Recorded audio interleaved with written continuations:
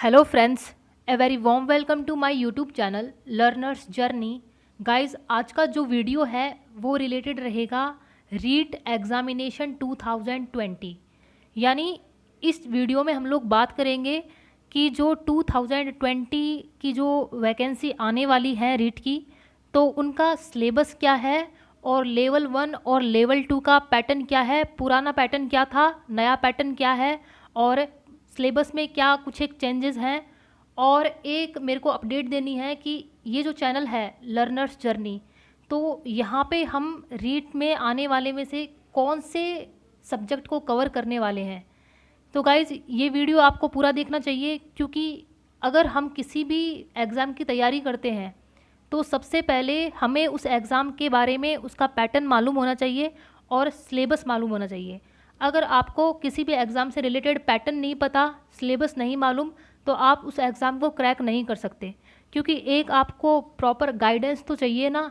तो एक proper guidance के लिए, एक प्रॉपर डायरेक्शन के लिए एग्ज़ाम का पैटर्न हमें मालूम होना चाहिए और साथ ही साथ हमें सिलेबस मालूम होना चाहिए। तो गाइज, चलिए स्टार्ट करते हैं। देखिए, जो रीट है 2020, तो इसका एग्ज़ाम अभी 2020 में ही होने वाला था, लेकिन अब देखिए कोरोना की वजह से ये पोस्टपोन हो गया है। तो हो सकता है कि ये थोड़ा डिले हो जाए और 2021 में हो, 2020 की जगह। चलो कोई बात नहीं है, किसी भी एग्ज़ाम की प्रिपरेशन करने के लिए हमें मिनिमम 3 मंथ चाहिए होते हैं। तो हम लोग अभी से ही तैयारी इसकी स्टार्ट कर देते हैं। तो देख लेते हैं कि इसका सिलेबस क्या है। देखिए, रीट में बेसिकली 2 लेवल होते हैं, लेवल 1 और लेवल 2। गाइस, जो लेवल 1 होता है वो होता है 1st to 5th वाले बच्चों को पढ़ाने के लिए, और जो लेवल 2 होता है वो होता है 6th to 8th वाले बच्चों को पढ़ाने के लिए। और रीट एग्ज़ाम कंडक्ट करवाया जाता है राजस्थान में। तो ये इसका एग्ज़ाम का जो लेवल है उससे आप लोग परिचित हो गए होंगे। अब चलिए नेक्स्ट पे चलते हैं। अब यहाँ पे हमें देखना होगा कि पैटर्न क्या है, जो पुराना पैटर्न क्या था और नया पैटर्न क्या है। तो देखिए गाइस, जो पुराना पैटर्न था वो एज इट इज़ बिल्कुल सेम है, कोई भी चेंज नहीं हुआ है। पुराने टाइम में भी 150 क्वेश्चंस आते थे और 150 मार्क्स का ही आपका पेपर होता था, चाहे वो लेवल 1 हो या फिर लेवल 2। ठीक है, तो इसमें आपके 5 पार्ट्स आते हैं। जो लेवल 1 होता है आपके प्राइमरी क्लासेस के लिए 1st to 5th, तो उसमें जो 30 मार्क्स की CDP आती है, चाइल्ड डेवलपमेंट एंड पैडागोजी, मतलब बाल विकास एवं शिक्षण शास्त्र। इसमें 30 मार्क्स के आपके क्वेश्चंस होंगे और क्वेश्चन भी आपके 30 होंगे और मार्क्स भी आपके 30 होंगे। और जो सेकंड पार्ट है उसमें लैंग्वेज आती है और थर्ड पार्ट में भी लैंग्वेज आती है। यानी कि आपको इस एग्ज़ाम में 2 लैंग्वेज चूज़ करनी होती है। आप लोग इन किसी भी लैंग्वेज में से आप अपने पसंद की लैंग्वेज चूज़ कर सकते हो, चाहे वो लैंग्वेज 1 हो चाहे वो लैंग्वेज 2। अब देखिए, जो 4th पार्ट है वो है मैथमेटिक्स का। तो मैथमेटिक्स में भी 30 क्वेश्चन आते हैं और 30 मार्क्स के होते हैं। और जो लास्ट पार्ट है वो है EVS का। EVS में भी बिल्कुल एज इट इज़ सेम ही पैटर्न है 30 का। अब देखिए, टोटल 150 क्वेश्चंस आते हैं इसमें और 150 मार्क्स का ही आपका पेपर होता है। और आपको 2.5 घंटे यहाँ पे प्रोवाइड करवाए जाते हैं, मतलब 150 मिनट्स ही आपको प्रोवाइड करवाए जाते हैं। मतलब एक क्वेश्चन के लिए 1 मिनट आपको डिवाइड करना होता है। अब देखिए, कई बच्चों को ये कन्फ्यूज़न रहता है कि जो आर्ट्स वाले बच्चे होते हैं उनके लिए अलग से सब्जेक्ट का पेपर होता है इसमें, और जो साइंस वाले बच्चे होते हैं उनके खुद के सब्जेक्ट का अलग से पेपर होता है। देखिए, यहाँ पे प्राइमरी टीचर का कोई भी डिफरेंस नहीं है, चाहे आप आर्ट्स के स्टूडेंट हो या फिर साइंस के, आपको ये सेम टू सेम ही पैटर्न आपका आएगा एग्ज़ाम में। अगर आप आर्ट्स के हो तो आपको मैथमेटिक्स की जगह SST नहीं पूछी जाएगी, वहाँ पे आपको मैथ्स और EVS ही पूछा जाएगा। तो यहाँ पे आप कंफ्यूज मत होना कि जो साइंस वाले बच्चे हैं उनको ही मैथ्स और EVS आता है, आर्ट्स वालों के लिए SST आता है। ये नहीं होगा, ये बिल्कुल सेम होगा। क्योंकि देखिए, प्राइमरी जो बच्चे होते हैं वहाँ पे सब्जेक्ट की इतनी ज़्यादा इंपॉर्टेंस नहीं होती, आपको सारे सब्जेक्ट्स बच्चों को पढ़ाने होते हैं। तो ये एग्ज़ाम बिल्कुल सेम होता है। ये जो एग्ज़ाम होता है 1st to 5th, ये BSTC वाले बच्चे फिलअप करते हैं। अब देखिए, नेक्स्ट लेवल पे आ जाइए। जो कि बीएड वाले बच्चों के लिए है। ठीक है, जो बीएड वाले जो प्यूपिल टीचर होते हैं वो फिलअप करते हैं लेवल 2। अब लेवल 2 का जो पैटर्न है वो क्या है, देखिए पैटर्न आपका जो 3 पार्ट्स हैं वो बिल्कुल सेम रहेंगे। फर्स्ट पार्ट में आपके सीडीपी आएगी 30 मार्क्स की, 30 क्वेश्चन। सेकंड में और थर्ड में आपको एक लैंग्वेज फर्स्ट लेनी है और एक लैंग्वेज सेकंड लेनी है। लैंग्वेज फर्स्ट में से आप हिंदी, सिंधी और इंग्लिश, संस्कृत, उर्दू, पंजाबी, गुजराती कोई भी लैंग्वेज ले सकते हो। इसी तरह से आप सेकंड लैंग्वेज में भी अपने मनपसंद की कोई भी लैंग्वेज ले सकते हो। अब देखिए यहाँ पे एक थोड़ा सा डिफरेंस है, जो फर्स्ट लेवल का था और जो सेकंड लेवल का है उनमें 3 पार्ट तो आपके सेम रहेंगे, सीडीपी और लैंग्वेज 1 और लैंग्वेज 2। ठीक है, लेकिन जो आपका लास्ट पार्ट रहेगा तो जो आर्ट्स वाले बच्चे हैं उनके 60 मार्क्स की एसएसटी पूछी जाएगी। ठीक है, और जो साइंस वाले बच्चे हैं उनके लिए 60 मार्क्स की मैथ्स और साइंस पूछी जाएगी। मतलब 30 मार्क्स का आपका मैथ्स आएगा और 30 मार्क्स का आपका साइंस आएगा। तो यहाँ पे सब्जेक्ट को इम्पोर्टेंस दे रखी है क्योंकि आप 6 to 8 वाले बच्चों को पढ़ाओगे। देखिए ग्रेड यहाँ पे 3rd ग्रेड टीचर ही बनते हैं, लेकिन अगर आप लेवल 2 के लिए फिलअप कर रहे हो तो आप सब्जेक्ट से रिलेटेड आपका यहाँ पे 4th पॉइंट आएगा। तो आई होप आपको ये पैटर्न समझ में आया होगा। अब देखिए गाइज, ये तो हो गया लेवल 1 और लेवल 2 दोनों का पैटर्न।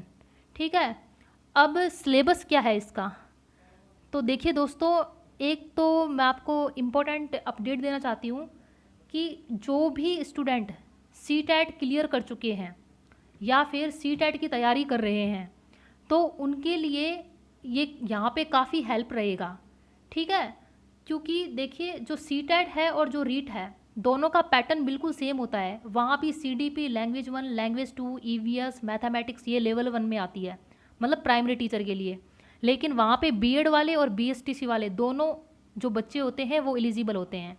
ठीक है, और जो वहाँ का जो एलिमेंट्री लेवल है 6 to 8 है, ठीक है, तो उसमें आपका सब्जेक्ट आएगा language first, language second, CDP. ये बिल्कुल एज इट इज़ सेम ही पैटर्न रहेगा।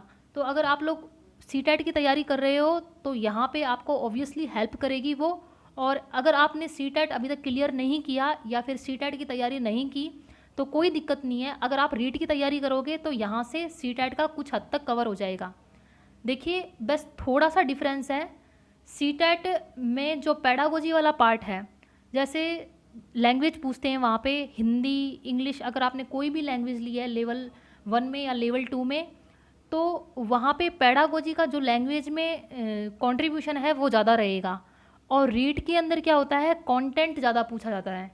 ठीक है, तो ये एक बेसिक डिफरेंस है। तो देखिए यहाँ पे अगर आप लोगों को सिलेबस डाउनलोड करना है हिंदी में तो यहाँ से आप इजीली डाउनलोड कर सकते हो लेवल 1 के लिए और लेवल 2 के लिए। यहाँ पे आपको इजीली मिल जाएगा। अगर आप गूगल पे सर्च करते हो रीट 2020 सिलेबस तो डायरेक्ट ये पेज खुलेगा और आपको यहाँ से पीडीएफ डाउनलोड कर लेनी है। अब देखिए गाइस, ये जो चैनल है लर्नर्स जर्नी, तो यहाँ पे हम कौन सा जो सब्जेक्ट है वो कवर करेंगे। तो दोस्तों यहाँ पे आपको सीडीपी से रिलेटेड सारी वीडियोस मिल जाएंगी। देखिए सीडीपी का हम लोग आज पहले देख लेते हैं कि कंटेंट क्या है, और कंटेंट के बाद में हम लोग series wise, topic wise videos start करेंगे और पूरा सिलेबस हम लोग पेपर से पहले कंप्लीट करेंगे। अगर आप लोग ये कुछ दिनों की सीरीज़ फॉलो करते हो तो आपको सीडीपी में तो कहीं मार खाने को नहीं मिलेगी। ठीक है, आप सीडीपी तो आप इजीली क्लियर कर जाओगे। तो देखिए यहाँ पे हम लोग सबसे पहले देख लेते हैं कि सीडीपी का सिलेबस क्या है लेवल 1 के लिए और लेवल 2 के लिए। अब देखिए एक इम्पॉर्टेंट अपडेट और है गाइज, चाहे लेवल 1 हो या फिर लेवल 2, आपका जो सीडीपी का सिलेबस है वो बिल्कुल सेम है। बस लेवल 2 में एक आधा कुछ पॉइंट एक्स्ट्रा है, तो बाकी सब कुछ एकदम सेम है। यहाँ पे आपको एक बात ध्यान में रखनी है, जब भी आप लेवल 1 का पेपर देते हो तो आपको हमेशा अपने दिमाग में 1st क्लास से लेके 5th क्लास तक के बच्चों को ध्यान में रखना है। ठीक है, और जब भी आप लेवल 2 का पेपर करते हो तो आपको 6th क्लास से लेके और 8th क्लास तक के बच्चों को दिमाग में ध्यान रख के और वो पेपर अटेम्प्ट करना होता है। क्योंकि देखिए दोनों जो लेवल होते हैं उनके बच्चों की सोचने समझने की क्षमता अलग होती है। तो देखिए गाइस, यहाँ पे आपका टॉपिक्स बिल्कुल सेम रहेंगे, लेकिन फ्लैक्चुएट किस बेसिस पे करेगा, बच्चे की एज के अकॉर्डिंग। तो एज के अकॉर्डिंग अगर आप जाओगे तो क्वेश्चन का आंसर वहाँ पे फ्लैक्चुएट कर जाएगा। ठीक है, तो ये जो चैनल है यहाँ पे हम लोग सीडीपी डिस्कस करेंगे। तो एक बार ही हम लोग सीडीपी का सिलेबस देख लेते हैं कि चाइल्ड डेवलपमेंट एंड पेडागोजी का सिलेबस क्या है। तो देखिए स्टार्ट करते हैं। देखिए जो सीडीपी का सिलेबस है यहाँ पे लेवल 1 के लिए डिस्कस कर रखा है, लेकिन लेवल 2 के लिए एज इट इज़ सेम है। मैंने देखा है सिलेबस, और आप लोग भी देख के और उसे डाउनलोड कर लीजिए। बस एक पॉइंट उसके अंदर एक्स्ट्रा दे रखा है और बाकी बिल्कुल एज इट इज़ सेम है। बस क्वेश्चन का जो लेवल होएगा वो थोड़ा इंक्रीज हो जाएगा 6 to 8 लेवल में। ठीक है, तो चलिए स्टार्ट करते हैं। जो फर्स्ट टॉपिक है वो है चाइल्ड डेवलपमेंट, यानी कि बाल विकास। यहाँ विकास का टॉपिक है। यहाँ पे विकास की अवधारणा पूछ रखी है, कॉन्सेप्ट पूछ रखा है विकास का, डेवलपमेंट। ठीक है, concept of growth and development मतलब वृद्धि और विकास की अवधारणा।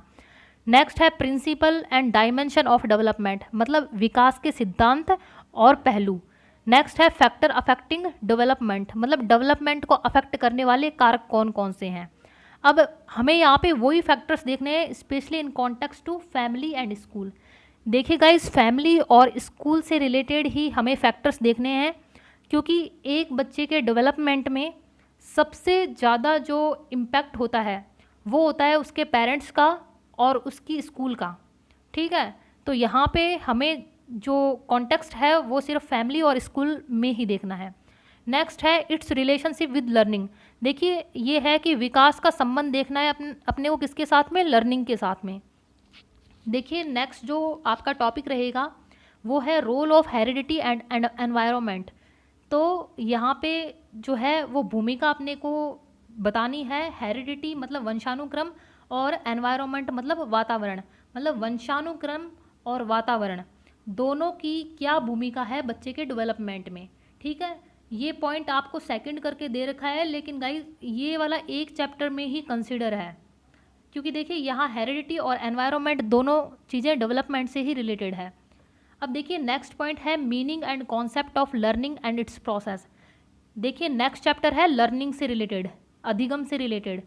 तो यहाँ पे हमें मीनिंग और कॉन्सेप्ट डिस्कस करना है और लर्निंग को कौन कौन से फैक्टर्स अफेक्ट करते हैं वो डिस्कस करने हैं। नेक्स्ट चीज़ है theories of learning and it's implications मतलब जो अधिगम है उसके सिद्धांत क्या है और उन सिद्धांतों का बच्चे के जीवन पर क्या इम्प्लीकेशन पड़ता है। ठीक है, जो नेक्स्ट पॉइंट है वो है how children learn and think मतलब बच्चे किस प्रकार से सीखते हैं और सोचते हैं। अब देखिए गाइज नेक्स्ट पॉइंट आ गया आपका motivation and implication for learning. ये मोटिवेशन वाला चैप्टर है अलग से। अभिप्रेरणा, तो अभिप्रेरणा और अभिप्रेरणा का जो इम्प्लीकेशन है वो लर्निंग पे क्या पड़ता है, मतलब अधिगम के ऊपर अभिप्रेरणा के क्या निहितार्थ हैं। नेक्स्ट है इंडिविजुअल डिफरेंसेस, ये होती है व्यक्तिगत भिन्नताएं। जो दो बच्चे होते हैं क्लास में सेम नहीं हो सकते, एक बच्चा किसी चीज़ में ज़्यादा एक्स्ट्रा ऑर्डिनरी होएगा और दूसरा बच्चा किसी दूसरी चीज़ में एक्स्ट्रा ऑर्डिनरी होएगा। हो सकता है कि एक बच्चा पढ़ाई में बहुत ज़्यादा गिफ्टेड हो और हो सकता है कि दूसरा बच्चा सिंगिंग या डांसिंग में या फिर प्लेइंग में बहुत ज़्यादा एक्सपर्ट हो। तो बच्चों में इंडिविजुअल डिफरेंस पाया जाता है। तो यहाँ पे जो व्यक्तिगत विभिन्नता है उससे रिलेटेड चैप्टर हो जाएगा आपका। नेक्स्ट है understanding individual differences on the basis of language, gender, community, caste and religion. यहाँ पे अपने को व्यक्तिगत भिन्नताएं देखनी है बच्चों में और उनको समझना है किस बेसिस पे, भाषा के बेस पे, लिंग के बेस पे, समुदाय के बेस पे, जाति के बेस पे और रिलीजन के बेस पे। तो एक चैप्टर आपका ये हो जाएगा। अब चलिए नेक्स्ट चैप्टर पे आ जाते हैं। नेक्स्ट चैप्टर है पर्सनैलिटी का। यहाँ पे हमें पर्सनैलिटी का कॉन्सेप्ट, अवधारणा और उसके प्रकार देखने हैं और पर्सनैलिटी के ऐसे कौन से फैक्टर हैं जो रिस्पॉन्सिबल हैं पर्सनैलिटी को शेप करने में और पर्सनैलिटी का हम लोग मेजरमेंट कैसे करते हैं। तो एक चैप्टर पर्सनैलिटी का हो गया। नेक्स्ट चैप्टर है इंटेलिजेंस का। तो यहाँ पे हम लोग कॉन्सेप्ट पढ़ेंगे उसका। यहाँ पे उसके सिद्धांत पढ़ेंगे, थ्योरीज पढ़ेंगे और इंटेलिजेंस का मेजरमेंट हम किस प्रकार से करते हैं।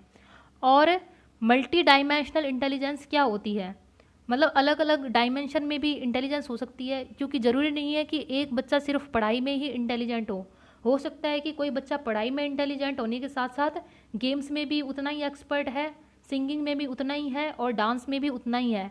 तो वो क्या है, मल्टी डायमेंशनल इंटेलिजेंस है। ठीक है, तो इंटेलिजेंस का चैप्टर करना होगा अपने को यहाँ पे। नेक्स्ट करना होगा अंडरस्टैंडिंग डाइवर्स लर्नर, मतलब अलग अलग जो लर्नर्स होते हैं, अलग अलग जो बच्चे होते हैं उनको समझना है अपने को। अब यहाँ पे अलग अलग बच्चों से मतलब क्या है, जैसे बैकवर्ड बच्चे हो गए, ठीक है, और मेंटली रिटार्ड बच्चे हो गए, मतलब मानसिक जो तौर पे बैकवर्ड बच्चे हो गए, और जैसे बैकवर्ड में सोशली तौर पे बैकवर्ड हो गए, और गिफ्टेड बच्चे मतलब इंटेलिजेंट, क्रिएटिव बच्चे मतलब सृजनशील, और डिसएडवांटेज्ड एंड डिप्राइव्ड और स्पेशली एबल्ड, मतलब विकलांग बच्चों के बारे में भी पढ़ना है, और डिप्राइव्ड बच्चे जो कि समाज में वंचित बच्चे हैं किसी तरह से, तो उनके बारे में पढ़ना है। तो यहाँ पे डाइवर्स लर्नर का जो समझना है उसका एक चैप्टर हो गया है। नेक्स्ट है लर्निंग डिफ़िकल्टीज़, मतलब बच्चों में कितने टाइप की डिफ़िकल्टीज़ होती हैं। देखिए स्टूडेंट कई तरह के होते हैं क्लास में, किसी को डिसलेक्सिया की प्रॉब्लम होती है, किसी को डिस्ग्राफिया की प्रॉब्लम होती है। तो अलग अलग जो लर्नर्स होते हैं उनमें अलग अलग तरह की प्रॉब्लम्स पाई जा सकती हैं। ठीक है, वो बच्चे नॉर्मल बच्चे नहीं कहलाए जाएंगे, वो स्पेशली एबल्ड बच्चों में आ जाएंगे। तो स्पेशली एबल्ड बच्चों की जो लर्निंग डिफ़िकल्टीज़ हैं वो क्या है, तो वो अपने को यहाँ पे डिस्कस करना है। नेक्स्ट है एडजस्टमेंट, समायोजन। समायोजन का यहाँ पे कॉन्सेप्ट अवधारणा पढ़नी है, और वेज ऑफ एडजस्टमेंट, मतलब किन किन तरह से हम समायोजन कर सकते हैं बच्चों में। क्योंकि देखिए कई बच्चों की कई सारी प्रॉब्लम्स होती हैं जिसकी वजह से वो बच्चे स्कूल टाइम से नहीं आ पाते, और ड्रॉप आउट रेट उसी वजह से इंक्रीज़ हो रही है।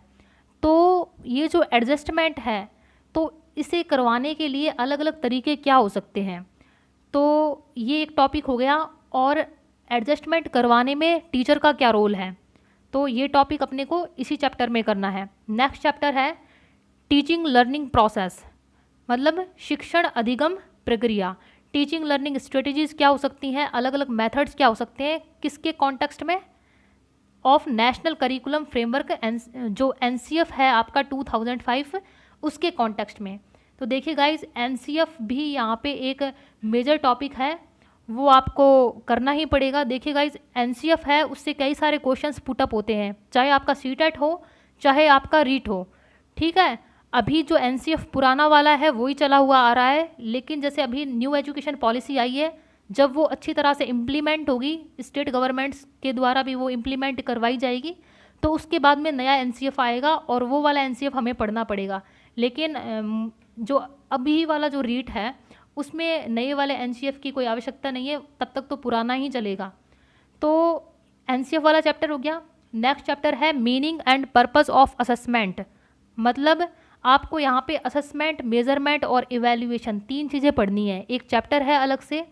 तो असेसमेंट आकलन, मेजरमेंट मापन और इवैल्यूएशन मूल्यांकन, तो ये आपको पढ़ना है। नेक्स्ट है कॉम्प्रिहेंसिव एंड कॉन्टीन्यूअस इवैल्यूएशन, जो आपके CCE होता है। ठीक है, तो ये एक इवैल्यूएशन का ही पार्ट है, स्पेसिफिक इवैल्यूएशन होता है ये कॉम्प्रिहेंसिव एंड कॉन्टीन्यूअस इवैल्यूएशन। ठीक है, तो ये वाला अपने को पढ़ना है। एक है कंस्ट्रक्शन ऑफ अचीवमेंट टेस्ट, जो अचीवमेंट टेस्ट होते हैं उनका निर्माण किस प्रकार से किया जाता है। ठीक है, तो ये वाला टॉपिक अपने को पढ़ना है। और अब नेक्स्ट जो सेकंड लास्ट टॉपिक है वो है एक्शन रिसर्च। देखिए आपने बीएड में भी एक्शन रिसर्च किया होगा, आपको जब इंटर्नशिप की फ़ाइल मिली होगी तो आपको किसी बच्चे पे एक्शन रिसर्च करने के लिए दिया होगा। तो ये एक्शन रिसर्च एक टॉपिक है, चैप्टर समझ लीजिए। तो एक चैप्टर है, और जो लास्ट चैप्टर है वो है राइट टू एजुकेशन एक्ट 2009। यहाँ पे रोल बताना है अपने को, और एक शिक्षक की क्या रिस्पॉन्सिबिलिटीज़ होती हैं वो बतानी है। तो देखिए दोस्तों, ये आपका पूरा सिलेबस है CDP का, और CDP के सिलेबस में आपका थोड़ा बहुत एकदम माइन्यूट सा डिफरेंस है लेवल 2 में और लेवल 1 में। अगर हम लोग एक लेवल का, जैसे लेवल 1 का हम लोग CDP कंप्लीट करते हैं तो अपना 98% जो सिलेबस होता है वो लेवल 2 का भी कंप्लीट होता है। क्योंकि वहाँ पे सिर्फ एक टॉपिक ही एक्स्ट्रा है थोड़ा सा, और बाकी एज इट इज़ है। और अगर आप लोग सीटेट की तैयारी कर रहे हो तो वहाँ से और यहाँ का जो सिलेबस है वो 90% सेम है। तो आई होप गाइज आपको ये सिलेबस समझ में आया होगा कि हमें पढ़ना क्या है, और आपको एग्ज़ाम का पैटर्न भी मालूम पड़ा होगा कि 150 क्वेश्चंस आएंगे और 150 मार्क्स के ही होंगे और 150 ही मिनट हमें मिलेंगी। ठीक है, तो ये अपना वीडियो था आज, बस ओनली इसी के बारे में एक कॉमन सा मेरे को इंट्रोडक्शन देना था।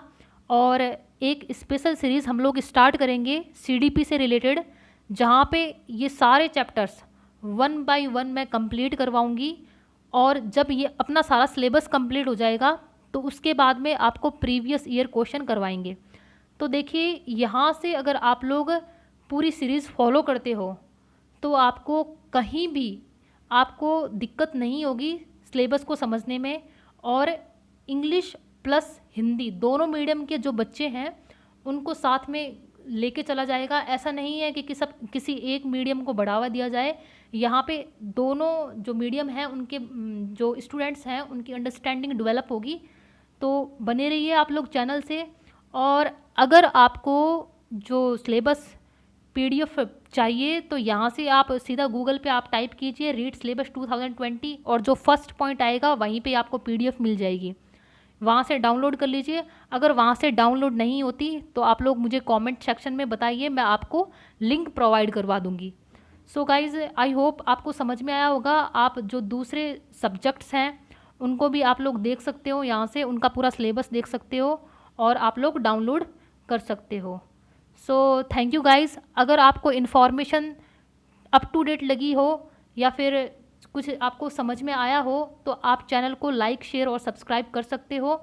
और प्लीज़ आप सीरीज़ को फॉलो कीजिए, क्योंकि सीटेट के लिए तो अलग से कई सारी वीडियोस हैं, कई सारे चैनल्स हैं वो चलते हैं, लेकिन स्पेशल सिर्फ स्टेट की जो रीट होती है उसके लिए कहीं भी कंप्लीट जो कोर्स है वो आपको प्रोवाइड नहीं करवाया जाता।